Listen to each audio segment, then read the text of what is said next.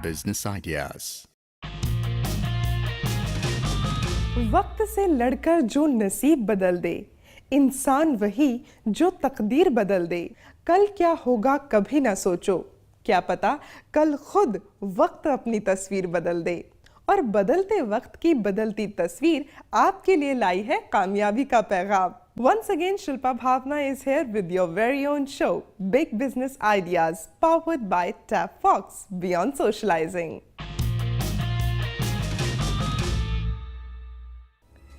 किसी भी देश की जीडीपी को आगे बढ़ाने में उस देश के टूरिज्म की एक बहुत ही महत्वपूर्ण भूमिका होती है। और टूरिज्म को सशक्त करने के लिए हॉस्पिटैलिटी इंडस्ट्री को मजबूत करने की ज़रूरत है। लेकिन हमारे देश में क्या वाकई इस सेक्टर की तरफ ध्यान दिया गया है? अगर हाँ, तो हमें ज़रूर उन स्कीम्स और उन इंस्टीट्यूशंस के बारे में जानना चाहिए जो टूरिज्म और हॉस्पिटैलिटी इंडस्ट्री को आगे बढ़ाने के लिए मदद करते हैं, ताकि इस सेक्टर से जुड़े हुए हमारे सभी एंटरप्रेन्योर्स इसका लाभ उठा सकें। तो चलिए बुला लेते हैं अपनी 3-in-1 पर्सनालिटी को, the author of the business books, the philanthropist, the big business expert, mister Sunil Kumar Gupta. नमस्कार सर, मोस्ट वेलकम, प्लीज आइए। सुनील जी, टूरिज्म इंडस्ट्री की जब हम लोग बात करते हैं, इसकी ग्रोथ के साथ बहुत सारे रोजगार देश में पैदा हो जाते हैं। जो कोई बहुत ज़्यादा पढ़ा लिखा नहीं है, उसके पास संसाधन ज़्यादा नहीं है, तो वो कोई दस्तकारी का काम शुरू कर लेते हैं टूरिज्म के बढ़ने से, या चाय पानी की दुकान कर लेते हैं। जो थोड़े से पढ़े लिखे हैं वो टूरिस्ट गाइड का काम कर लेते हैं, और जो थोड़े और पढ़े लिखे हैं और उनके पास संसाधन भी हैं तो वो होटल इंडस्ट्री में अपने पाँव जमा लेते हैं। लेकिन रोजगार सबको मिलता है, ये डेफिनेट है। ऐसे में आप भारत के परिप्रेक्ष्य में इस पर्यटन की स्थिति को, इस टूरिज्म की स्थिति को कैसे देखते हैं? इसको अगर हमें देखना है तो हम ऐसे समझते हैं इसको कि हमारे देश में जो पूरे वर्ल्ड की पॉपुलेशन है उसका 15% हमारे देश में रहता है, और जो ज़मीन है हमारे पास वो पूरे संसार में जितनी ज़मीन है उसका 2.5% ज़मीन हमारे पास है। कितना कम रेशियो है ये। और जो टूरिज्म इंडस्ट्री है हमारे देश की वो 0.4% है टोटल वर्ल्ड की टूरिज्म इंडस्ट्री की, जो कहीं पे भी स्टैंड नहीं होती। हाँ, इसका मतलब ये है कि बहुत गुंजाइश है टूरिज्म इंडस्ट्री को बढ़ावा देने की, क्योंकि टूरिज्म इंडस्ट्री बढ़ने से हमारा पूरा का पूरा सर्विस सेक्टर बढ़ता है। क्योंकि हमारे देश में दो मुख्य सेक्टर हैं, एक मैन्युफैक्चरिंग सेक्टर हो गया, एक सर्विस सेक्टर हो गया जी।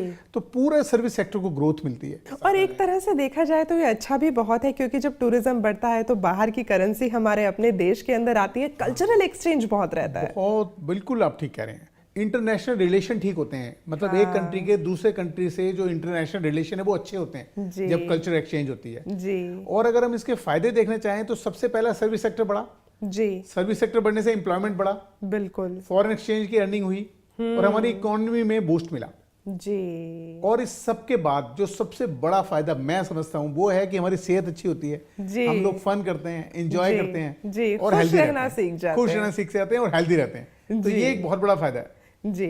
ऐसे में अगर हम लोग देखें, जो हमारे देश का अगर टूरिज्म बढ़ रहा है और इसमें जो हॉस्पिटैलिटी इंडस्ट्री है, जो हॉस्पिटैलिटी सेक्टर है, वो एक बहुत बड़ा रोल अदा करता है। लेकिन उस सेक्टर को आगे बढ़ाने के लिए सरकार की तरफ से कुछ मदद है? बहुत मदद है जी। सरकार इस पूरे सर्विस सेक्टर को बढ़ाने के लिए, टूरिज्म को बढ़ाने के लिए बहुत सारे तरह के बेनिफिट देती है जी। जैसे कि उसमें टैक्सेशन बेनिफिट भी है और लोन आपको बड़े आराम से मिलता है। अगर आप कोई बड़ा होटल खोलना चाहते हैं तो उसके लिए अलग तरीके के हैं कि कैसे लोन मिलेगा, कितना मिलेगा। लेकिन अगर आप कोई छोटा मोटल खोलना चाहते हैं, 3 स्टार होटल खोलना चाहते हैं 5 स्टार से नीचे, तो उसके लिए अलग स्कीम है गवर्नमेंट की। तो इंस्टीट्यूशंस ऐसे बने हुए हैं जो इस इंडस्ट्री को मदद कर रहे हैं। बिल्कुल, जैसे कि एक इंस्टीट्यूशन है tourism finance corporation of India, जो सिर्फ इसी तरह की इंडस्ट्री को फाइनेंस करता है जी। तो मेरे ख्याल ज्यादा वाजिब ये रहेगा कि हम उनके मैनेजिंग डायरेक्टर को यहाँ पर बुला लेते हैं और उनसे बातचीत करते हैं कि वो कैसे इस चीज में मदद कर सकते हैं लोगों को। बिल्कुल, जरूर। दोस्तों, आपको बता दें कि आज हमारे साथ जो मेहमान आने जा रहे हैं, आप वो शख्सियत हैं जो लगातार टूरिज्म और हॉस्पिटैलिटी इंडस्ट्री को आगे बढ़ाने के लिए प्रोत्साहित करते रहे हैं। ही इज़ द वन जिन्होंने अपने करियर की शुरुआत बतौर अकाउंट्स टीचर की, but today he is the head of one of the finest corporations of India. Please welcome the Managing Director of Tourism Finance Corporation of India, Shri S.P. Arora. नमस्कार sir, बहुत बहुत स्वागत है sir. Please sir आइए। तो अरोड़ा जी, सबसे पहले तो यही जानना चाहेंगे कि 25 साल पुरानी लिस्टेड कंपनी जो कि अपने आप में ही बहुत बड़ा मुकाम रखती है, उसका मैनेजिंग डायरेक्टर होना, हाउ डिफिकल्ट इट इज? देखिए, अपना काम करते जाइए, डिफ़िकल्टी नहीं है, आप अपनी मंजिल पे पहुंच जाएंगे। आप सिंसियरिटी से काम कीजिए अपना। आपका ये जो कॉरपोरेशन है, tourism finance corporation of India, ये किस तरह से लोगों को मदद करता है? ख़ास तौर पे जब हम टूरिज्म को बढ़ाने की बात करते हैं तो काफ़ी सारी इंडस्ट्रीज़ हैं जिनको मदद की ज़रूरत होती है। TFCI का क्या रोल रहता है? देखिए, 1989 में टूरिज्म फाइनेंस कॉरपोरेशन बनाई गई स्पेशलाइज्ड एजेंसी है जो कि टूरिज्म को ही सपोर्ट करती है मोस्टली। इससे पहले IFCI नोडल एजेंसी थी टूरिज्म फाइनेंस के लिए, और वो इंटर सब्सिडी स्कीम थी गवर्नमेंट की, जो इंटर सब्सिडी दिया करते थे।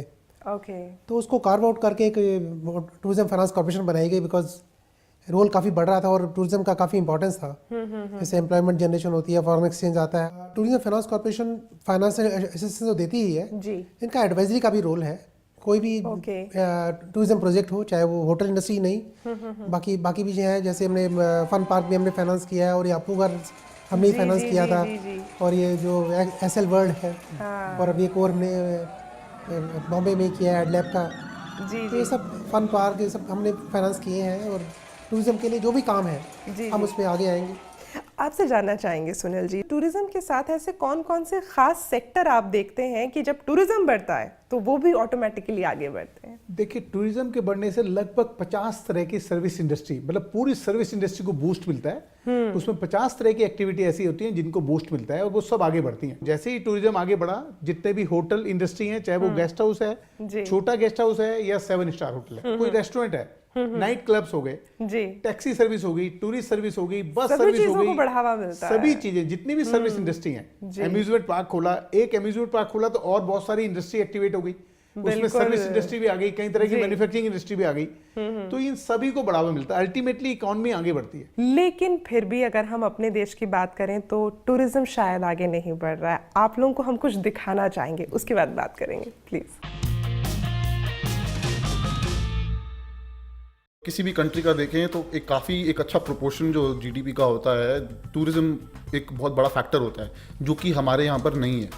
यहाँ पर अभी भी एक एग्रीकल्चर बेस्ड इकोनॉमी है। यस, हमारे टूरिज़्म कम हुआ है इंडिया में, बिकॉज इंफ्रास्ट्रक्चर इतना अच्छा नहीं है, जहाँ जितना बाहर हम कंट्रीज़ में जाते हैं उतना अच्छा होता है।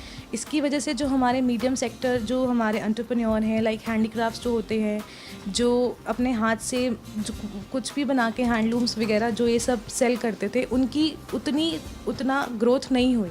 काम धंधा नहीं है, धूप में बैठे रहते हैं। जो दाल रोटी अभी तो पहले जैसा नहीं मिला। अंग्रेज लोग बहुत कम, टूरिस्ट कम हो गए अभी तो हिंदुस्तानी है, अपने जो शौकीन है इस काम के, सजाने के, घर में डेकोरेशन के, वही लोग आते हैं। बाकी तो नहीं, शाम को 1000-2000 की बोनी हो गई, नहीं तो कुछ ऐसा खास नहीं है काम अभी। मैं अपना कश्मीर से बिलोंग करता हूँ, तो हमारे कश्मीर का जो मेन मतलब इनकम का सोर्स होता है लोगों का, वो टूरिज़्म से आता है। तो मेन इंडस्ट्री हमारे यहाँ टूरिज़्म है।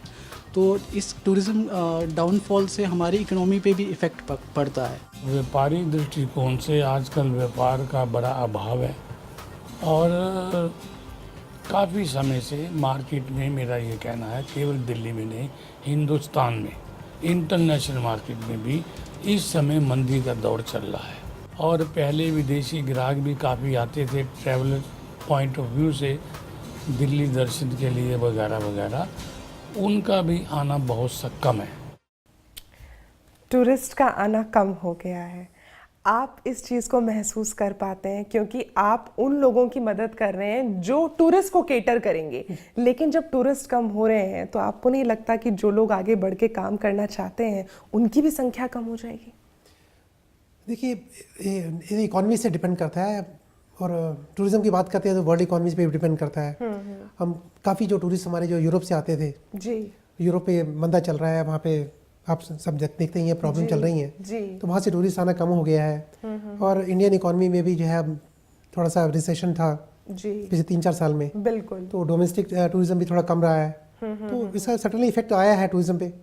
और जो होटल इंडस्ट्री है उनकी भी जो आप देखें परफॉर्मेंस थोड़ी वीक रही है, मतलब असर पड़ा है।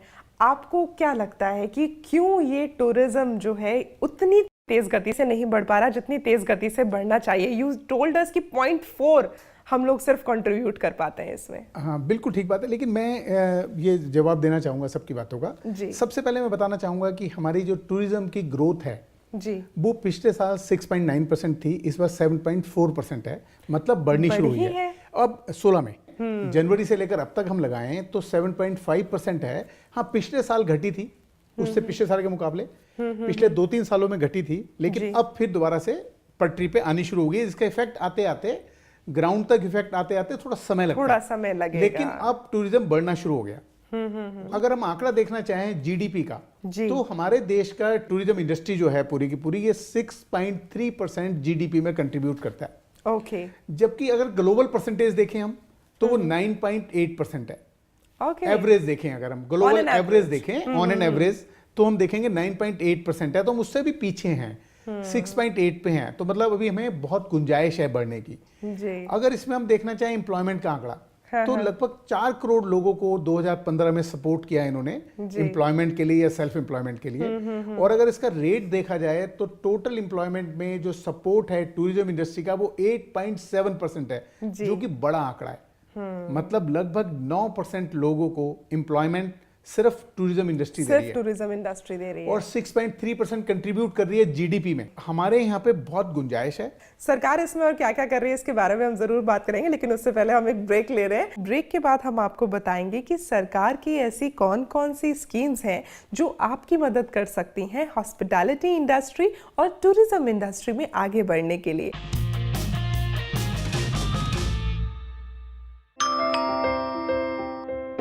हाँ जी बेटा, आपकी मम्मी ने मुझे आपके पास रुकने के लिए बोला है। जब भी घर पे अकेले रहोगे, कोई भी आए दरवाजा बिल्कुल मत खोलना। हेलो मम्मा, क्या आपने आपकी सतर्कता बेटी के जीवन का वरदान है। खुद संभलें और अपनों को संभालें। Delhi police, Delhi police.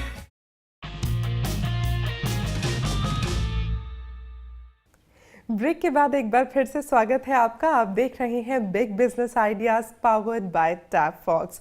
अरोड़ा जी, आपसे हम ज़रूर जानना चाहेंगे कि जब आप एक पर्टिकुलर प्रोजेक्ट में आप लोग इन्वेस्ट करते हैं या उन्हें फाइनेंशियल असिस्टेंस प्रोवाइड करते हैं, तो उसमें ऐसी कौन कौन सी चीज़ें जिनका आप लोग ख़ास ख्याल रखते हैं? क्योंकि जिन प्रोजेक्ट्स को आप लोग फाइनेंस करते हैं वो अल्टीमेटली इतने बड़े लेवल पर होते हैं कि हमारे देश की सुंदरता में 4 चांद लगाते हैं। तो क्या क्राइटेरिया रहता है आपका?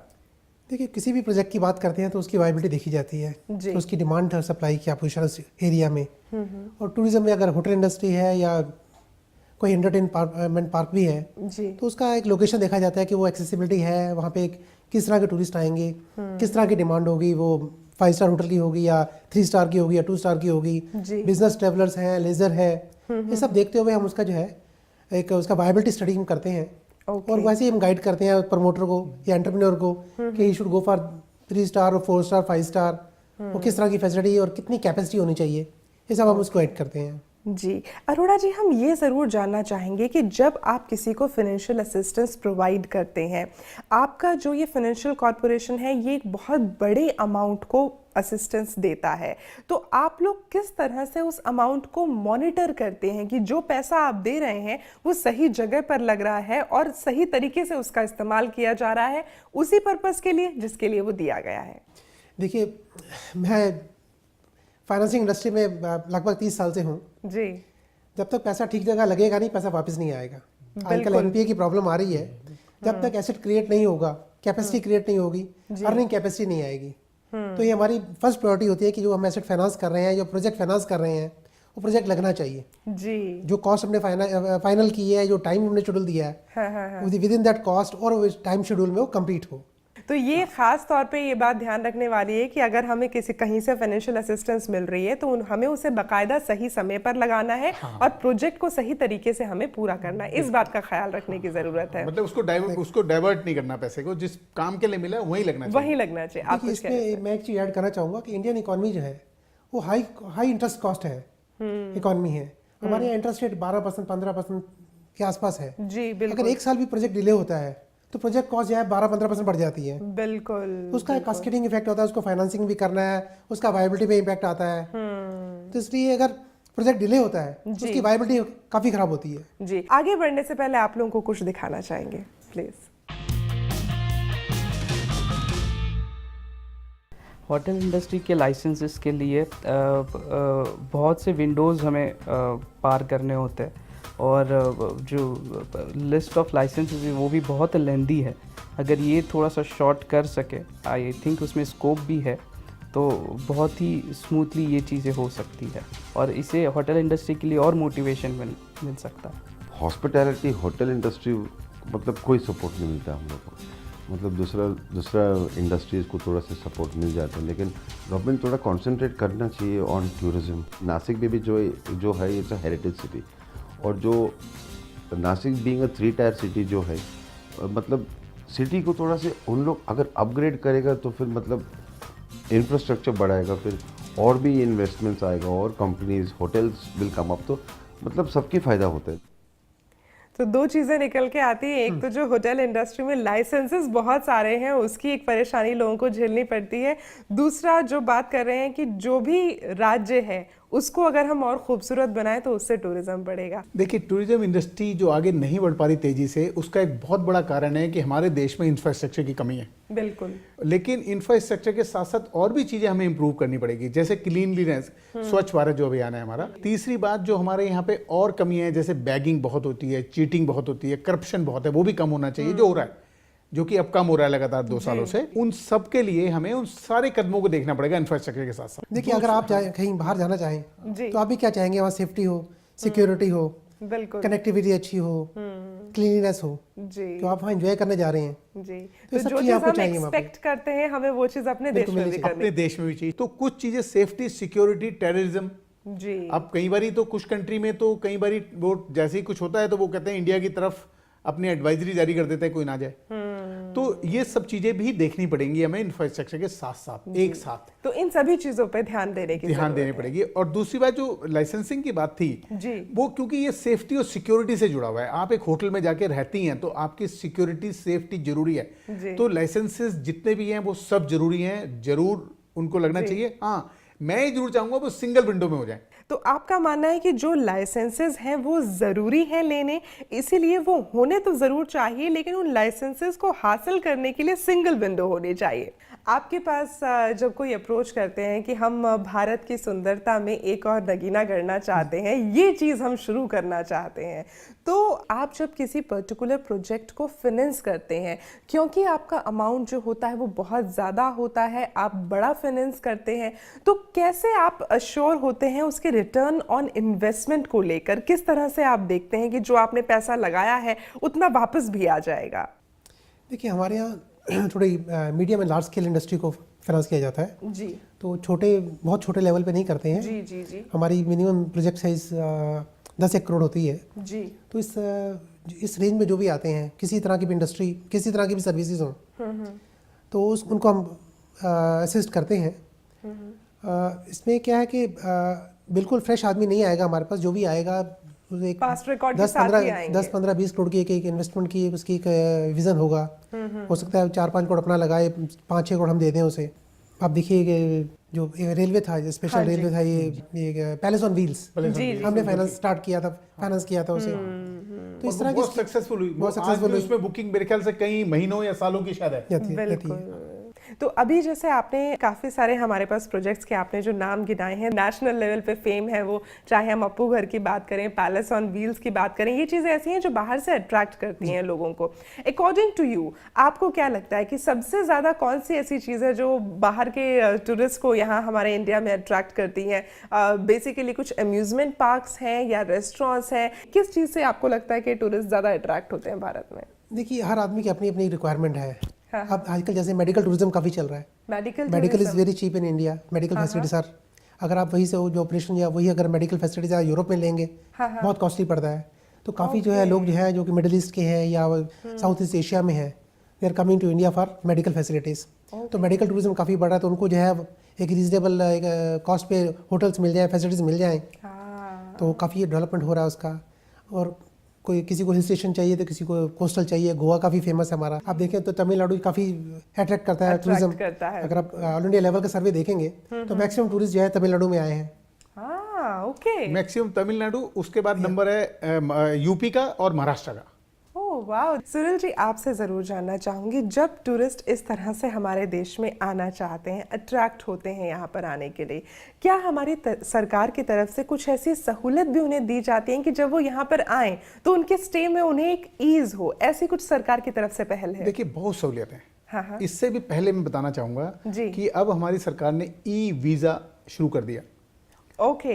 ई वीज़ा में क्या है कि जब आप ऑनलाइन अप्लाई करते हैं तो आपको मिल जाता है। पहले 113 कंट्री में शुरू किया था, फिर 37 और कंट्री में शुरू किया। 150 कंट्री के लोग जब हिंदुस्तान में आते हैं तो उसे वीज़ा के लिए, जैसे आप अगर कहीं वीज़ा लगवाना चाहते हो तो भी आपको एम्बेसी जाना पड़ता है, ट्रैवल एजेंट से बात करनी पड़ती है, फॉर्म भरने पड़ते हैं। वो सब ऑनलाइन हो गया। वो सब ऑनलाइन हो गया। आपने ऑनलाइन भी अपना पासपोर्ट नंबर डाला, पूरी डिटेल डाली, आपको ई वीज़ा मिल गया जी। तो एक बहुत बड़ी फैसिलिटी। अगर आप इंडिया में घूमने का प्रोग्राम बनाना चाहते हो तो आपको कहीं कुछ ट्रैवल एजेंट और ऐसे एम्बेसियों के चक्कर नहीं काटने, ऑनलाइन आपको मिल गया, सबसे बड़ी सुविधा जी। दूसरी, हर स्टेट गवर्नमेंट ने अपनी वेबसाइट के ऊपर पूरी इंफॉर्मेशन डाली है कि उसकी स्टेट में क्या क्या अपनी हेरिटेज हैं, क्या क्या घूमने की जगह है, क्या क्या और अट्रैक्टिव हैं, कितने होटल्स हैं और वहां पर कैसे पहुंचा जा सकता है। ओके, वो एक रूट मैप भी है, बस का क्या रूट है, कार लेना चाहते हो तो क्या रूट है, और उनके टेंटेटिव प्राइस भी दिया हुआ है। Okay, और उसमें उन्होंने अपनी गवर्नमेंट की भी फैसिलिटी दी हुई है कि यदि आप स्टेट गवर्नमेंट की बस लेना चाहते हो तो ये टाइमिंग है, आप रेलवे करना चाहते हो तो ये रेल का मार्ग है, यहाँ नियरेस्ट ऐसे जाओगे, उतरोगे, ये करोगे। तो अब अगर आप थोड़ा सा टाइम लगाएं, मतलब 5, 7, 10 मिनट लगाना चाहें तो आपको उस स्टेट में पहुंचने से पहले उसकी पूरी जानकारी आपकी मुट्ठी में होती है। इंसान के अंदर एक कॉन्फिडेंस डेवलप होता है कि मैं जहाँ जा रहा हूँ वो मेरी देखी भाली सी ही जगह है। अभी एक रिसेंटली सर्विस शुरू की है गवर्नमेंट ने जी, ये हेल्पलाइन शुरू की है।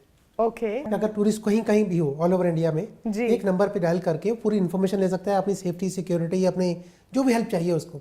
बहुत ही बड़ी सुविधा है। तो जैसे पूरे देश में महिलाओं के लिए हेल्पलाइन है, चाइल्ड हेल्पलाइन है जी, उसी तरह से टूरिस्ट के लिए भी जी। तो ये एक बहुत बड़ा कदम है।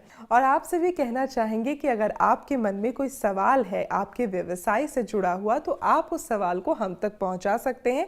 आप हमें मेल कर सकते हैं info@bigbusinessideas.in पर। आप फोन करके भी अपना सवाल रिकॉर्ड करवा सकते हैं। हमारा फोन नंबर है 8893120130। फिलहाल एक ब्रेक ले रहे हैं, लेकिन ब्रेक के बाद हम जल्द जवाब देने वाले हैं उन्हीं सवालों के जो आप ऑलरेडी हम तक पहुंचा चुके हैं। देखते रहिए बिग बिजनेस आइडियाज।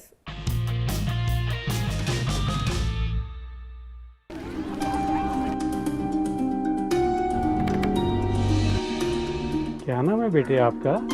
कोयल। बेटे मैं आपके लिए चॉकलेट लाया हूँ, ये लो। मेरी मम्मी ने मना किया है किसी से कुछ नहीं लेना। बेटी के मासूम बचपन पर किसी की बुरी नजर ना पड़ने दें। आपकी सतर्कता बेटी के जीवन का वरदान है। खुद संभलें और अपनों को संभालें। Delhi police, Delhi police. Break के बाद एक बार फिर से स्वागत है आपका। आप देख रहे हैं बिग बिजनेस आइडियाज और अब वक्त हो गया है आपके सवालों के जवाब देने का। पहले हम वो सवाल ले रहे हैं जो मेल के माध्यम से हमारे पास पहुंचे हैं।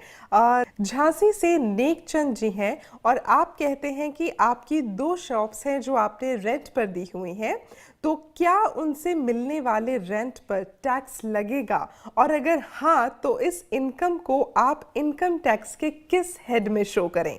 देखिए, अगर उनका बिजनेस ही ये है कि दुकान बनाएं और किराए पे दें, तब तो बिजनेस इनकम हो गई। हाँ। अगर उनका बिजनेस ये नहीं है, उन्होंने सिर्फ 2 दुकानें बना दी और किराए पे दे दी जी, तो इनकम फ्रॉम हाउस प्रॉपर्टी में होती है वो। ओके। बिल्कुल टैक्सेबल होगी। जब आपको इनकम हो रही है तो टैक्स जरूर देना पड़ेगा आपको, और देना भी चाहिए। अगला सवाल हमारे पास है, चंडीगढ़ से कुलदीप जी हैं।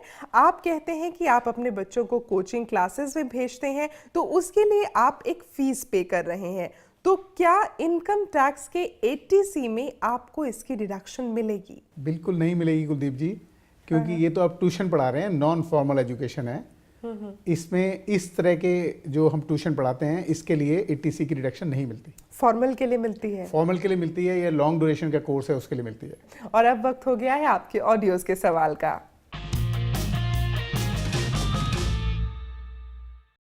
हेलो, हाय, मैं सचिन बात कर रहा हूँ मुंबई से।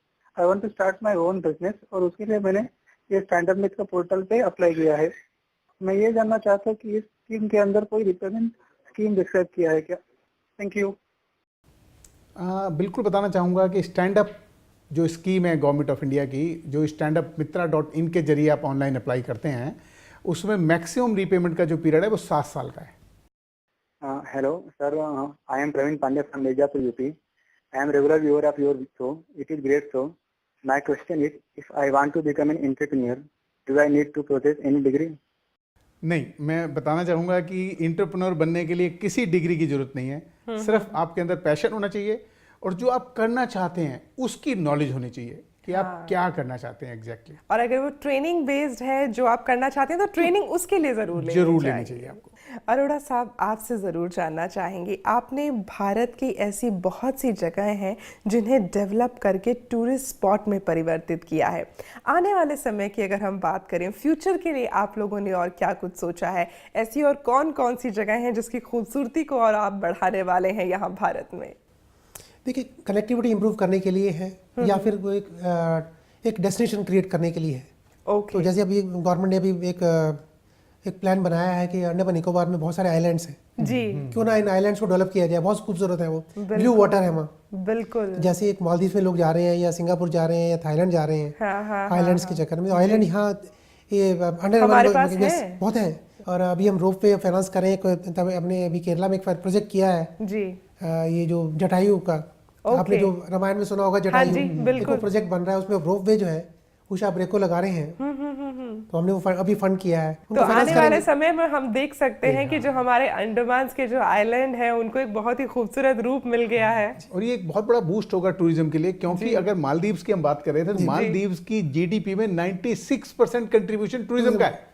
ओह, सो वी होप सो कि हमारा भी कंट्रीब्यूशन इतना ही पहुंचे। कम से कम अंडमान में होगा तो लोग मालदीव्स के बदले अंडमान में आएंगे जी। तो इसका मतलब आपका कॉर्पोरेशन और बहुत कुछ ऐसा कर रहा है जो कि हमारी कल्पना से परे है, अविश्वसनीय है, लेकिन आप लोग उसे विश्वसनीय बनाएंगे। बहुत खूबसूरत। और आगे बढ़ने से पहले अब सुनील जी, हम चाहेंगे कि हमारे सभी दर्शकों के लिए आपका आज का बिजनेस मंत्र। मैं कहना चाहूँगा, जब आप ट्रेवल करते हैं तो आप और वाइजर हो जाते हैं और कंट्री रिचर हो जाती है। Very nice. तो ट्रैवल जरूर करना चाहिए, घूमते फिरते रहना चाहिए। अरोड़ा जी, आपको बता दें कि अब हम लोग आ गए हैं उस खास सेगमेंट में जिसे हम कहते हैं शिल्पा भावना स्पेशल। ये स्पेशल राउंड इसलिए क्योंकि ये एक रैपिड फायर होता है। मैं आपसे कुछ सवाल पूछूंगी और आपको बहुत जल्दी उसके जवाब देने हैं। तैयार हैं आप? एज अ फाइनेंशियल कॉर्पोरेशन, आपके लिए सबसे बड़ा चैलेंज क्या रहता है? Providing consultancy to hospitality industry, lending finance to hospitality sector, or technical evaluation of hospitality projects? Technical evaluation सबसे ज़्यादा challenging रहता है। What is more exciting, teaching business to students or practicing its principles as managing director? Practicing it. आपको क्या लगता है हमारे देश में ज़्यादा ज़रूरत किस चीज़ की है? Assistance to hospitality industry या performing CSR towards hospitality industry? Assisting to hospitality industry. उसकी ज़्यादा ज़रूरत है। तो मैं ज़रूर कहना चाहूँगी, आपने बहुत ही अच्छे से हमारे साथ गेम खेला है। Thank you so much for playing so well and for that we have a very nice gift for you.